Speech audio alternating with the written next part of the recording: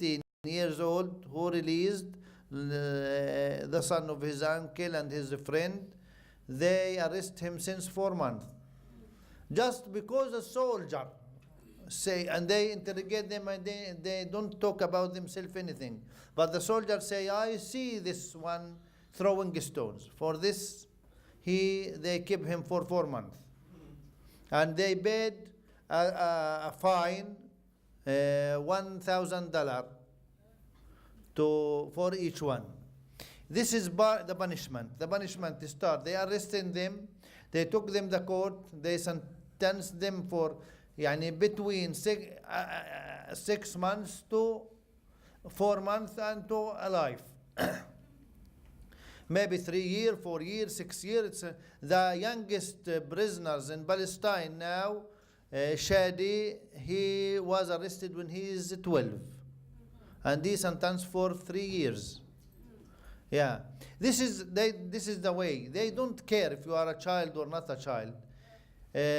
My son, if you saw a video, you can Google Ayyad Tamimi name or Tamimi family. You can Google it, or on YouTube, Tamimi family. You see how we protect him, the women. He was broken hand, and the soldier want to arrest him. He attack him and hold him, and and we came and we took him by force from this soldier.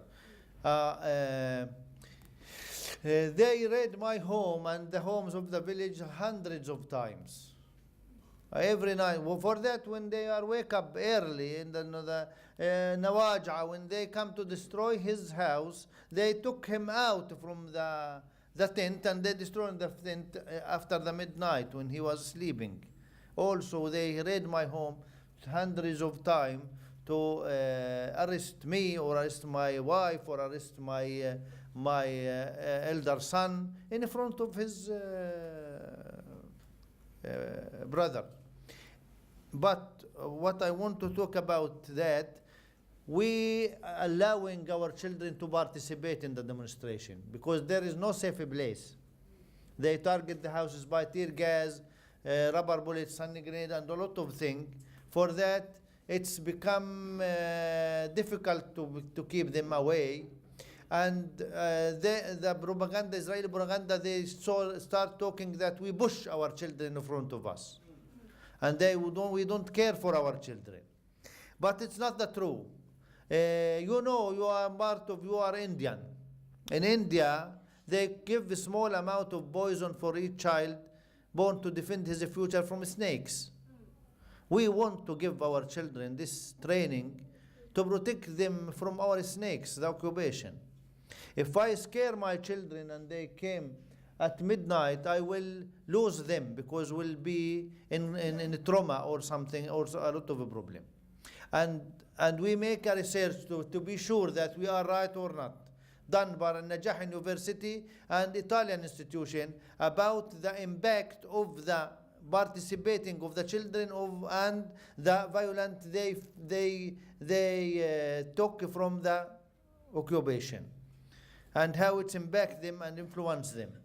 They told me they found a strange result that changed the theory of the impacting of violence of the children on the children.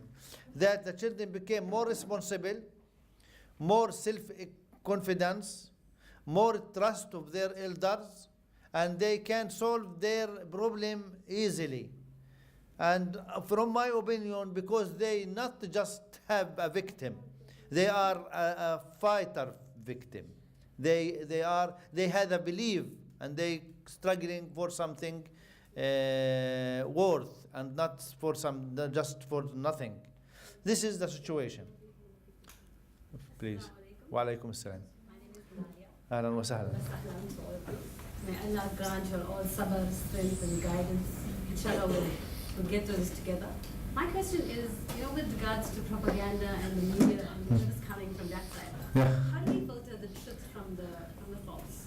You know, in the past it was difficult because they control the formal media in all over the world. CNN, all Reuters, or BBC, all of these international or channel, it was controlled. But now by the social media, we can search for the reality. We can know exactly what happened.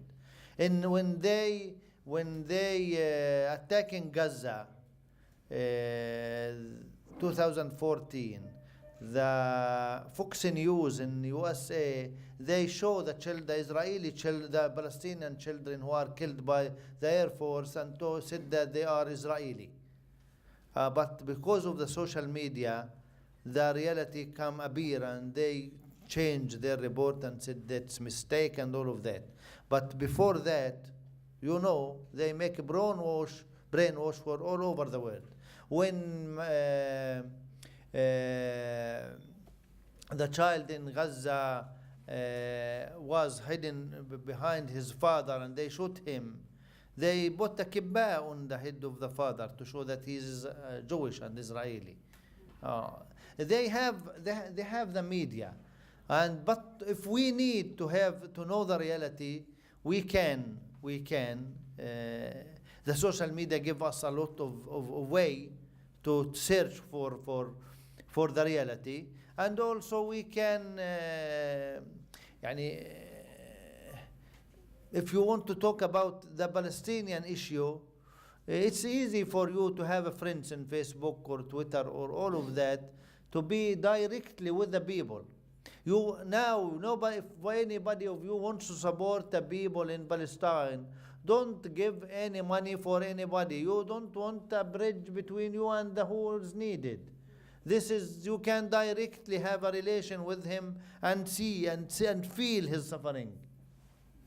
Yes, I would like to add on what the sister was asking about. They're like quite very famous news broadcasters like Al Jazeera and RT. So I wanted to know your opinion of how are they in terms of giving us information, because a number of covers they also do broadcast, but we do not know what happens behind. The least we have to actually try and verify between those two. I don't know. My opinion, it's my opinion. Yes. Yeah. All the media, they have their agenda. All the formal media, they have their agenda. And they show what they want. If you follow Al Jazeera, you see that all the problem from the Syrian government. And if you follow Al Mayadeen, for example, you see the other side. Yeah. This is the formal media. This is what I told about. For me, Al Jazeera, I don't trust Al Jazeera because a lot of things happened, and I see from the beginning, the first channel in Arabic society and Islamic society put on the map Israel is Al Jazeera. Since the beginning, when they start, they put Al Jazeera, and they start talking about the opinion and the other opinion. And they bring the Palestinian and the Israeli to give them the same opportunity to talk. And it's not, you can't be on the middle in the struggle between Palestine and Israel. You can't be. It's never been. And Al Jazeera comes from. We don't want to talk. And I told you there is an agenda for everyone. You can know through that who is right, who is wrong. But I think it's need the real relation with the people. I think these children more impact and more influence than Al Jazeera and than others. You need. I would like you to continue this way of dealing with the Palestinian issue. You don't need just to bring sheikh and alim just to teach you about how to pray or how to. You need to feel the Palestinian suffering. My small child, I named him Salam. Salam means peace. Once, when he was 5, he started crying and shout, "Change my name. I don't want to be Salam. Change my name. Change my name." What happened? I was in prison, but they told me the story, and we were visited by a minister from UK. In that day, when he started crying and shout, "Change my name." Why he want to change his name? after the peace process, you know that when we are sitting as a Palestinian talking, we said a bad word about peace. He thinks that we're talking about him. Yeah. This is part of the problem. That's how we can rebuild the real meaning of peace, justice, freedom, and all these concepts in our mind and our children's mind and for our future. We are as Muslim, this is from my opinion, we must re-identificate a lot of things through our belief about humanity, about we can't just see the humanity through our religion. It's a big problem. I'm trying to understand here, and I've been asking myself, in all the situation with the women, how are they dealing with this? What are they doing? Where are they being kept? Like, what's happening with the women? I hope that my daughter here to answer you this question, because all the time she said, we are the half of the society and we are the who grows the second half. If we have strong, free women, they can build and grow the strong generation who can liberate Palestine and liberate us from what we are suffering. The women rule is the most important rule in the non-violent resistance, because in our problem as Muslims, I think that we want to follow the world and build civilization with half of our society and keep the other half away at home without any role and any responsibility. And these women who will be weak, not strong enough to face this situation, she will not could plant and growth and create the generation that who can hold the flags of Islam. The rule of the women, we can't start our civilization without giving the women the flag to lead us in our struggle for our belief and our humanity. Assalamu alaikum wa rahmatullahi wa barakatuh. On behalf of the entire staff and the senior staff and also the junior staff and everyone of the IPCI, would first like to extend a vote of thanks to the delegation, the Palestinian delegation, actually the Shamsaan group. Honestly, for myself, I think it gave us a bigger insight, because honestly what he was talking about, Mr. Tamimi, when it comes to we only revolve around Aqsa and Gaza most of the times. Even the number of marches that I've seen in Durban that we partake in, they are only revolving around whatever that takes place in Gaza, which then limits our view of what Palestine really is. And then we have quite a number of other places that we are very ignorant of.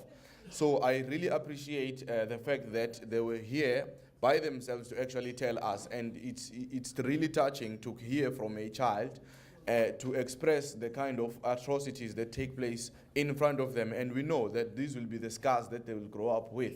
But also what I would like to admire is the strength that they actually showing, and also the courage that they have. Even you can see when they're expressing themselves that they are really like very brave, and people of their age, we know them to be like dirty, playing around, doing nothing. But these ones, they have such such an energy within themselves, and this determination that we are seeing in such young people. Then it tells us a lot about how much they had to actually forsake as children to actually become these kind of warriors and soldiers that you are seeing in them right now.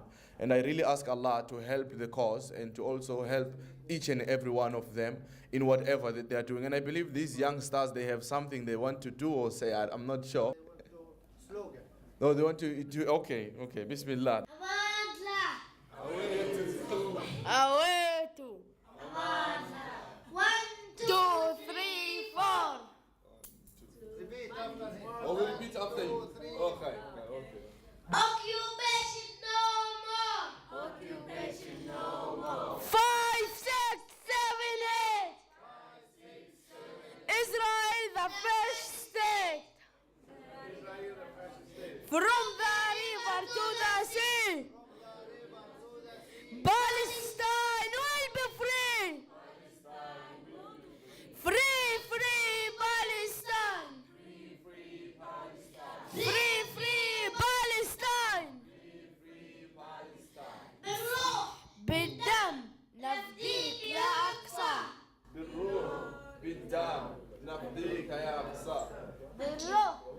Jazakumullahu khairan for everyone who's attending, and also we thank receiving these gifts, the Shamsaan calendars, and hopefully inshallah we'll all read through them and see the actual stories that are carried there. We had Sister Janna when she was narrating some few of those stories, and you can actually really relate to what is going on. And South Africa, I'd like to end with the words of our former president, our late president, Mr. Nelson Mandela, and I'll also try and do his voice as well. South Africa will never be free until Palestine is free. Thank you very much.